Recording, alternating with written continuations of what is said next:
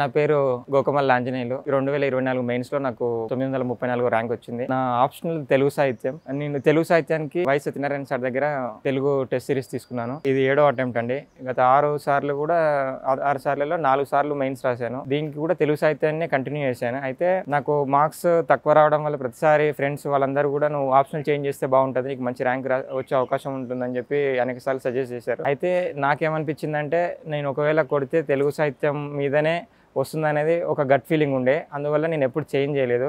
కాకపోతే నాకు మార్క్స్ ఎప్పుడు కూడా చాలా తక్కువ వచ్చేవి.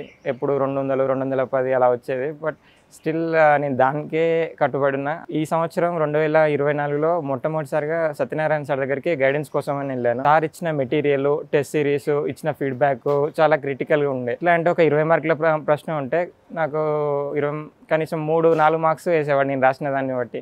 సో నాకు చాలా క్రిటికల్గా అనిపించింది. ఏం సార్ ఇలా చేశారంటే, నువ్వు రాసిన దానికి అంతే వస్తుందమ్మా అని చెప్పి ఈ force to change my behaviour and my writing skills. దానివల్ల ఈ సంవత్సరం నాకు ర్యాంక్ వచ్చింది. దీనికి ప్రధానంగా నేను ఎస్ఆర్ శంకరన్ ఐఏఎస్ అకాడమీకి, యాజమాన్యానికి అండ్ సత్య సార్కి ప్రత్యేకంగా ధన్యవాదాలు.